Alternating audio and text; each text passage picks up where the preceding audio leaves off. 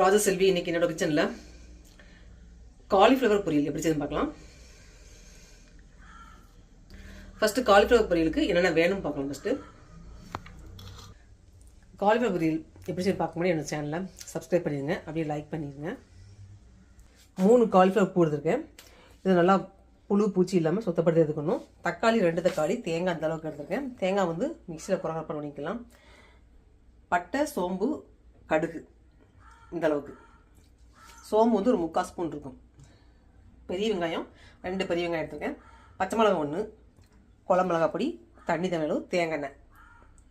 First இந்த பூவை பிக்கிறதுக்கு முன்னாடி எல்லாத்தையும் வதக்கி விட்டுறலாம். ஃபஸ்ட்டு தேங்காய் எண்ணெய் ஊற்றிக்கலாம். ஃபஸ்ட்டு தேங்காய் எண்ணெய் 3 பூங்கனால 100 ml ஊற்றிக்கலாம்.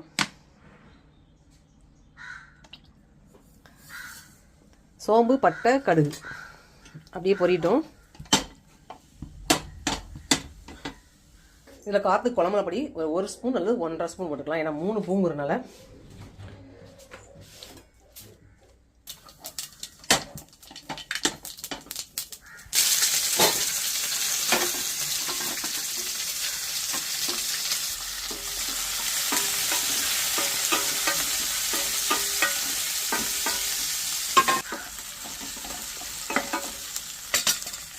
தக்காளி போட்டுக்கலாம்.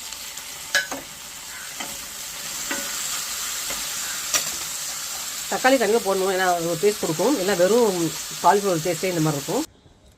காலிஃப்ளவர் பிச்சுக்கலாம்.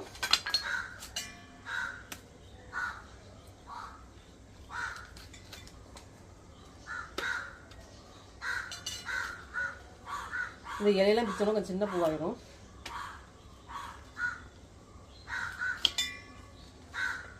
இப்படி வெளிச்சு வச்சு பிச்சாதான் அந்த புழு பச்சை கலரில் புழு பார்த்தீங்களா, அதெல்லாம் கிளியராக தெரியும், இல்லைன்னா தெரிய செய்யாது. அதுதான்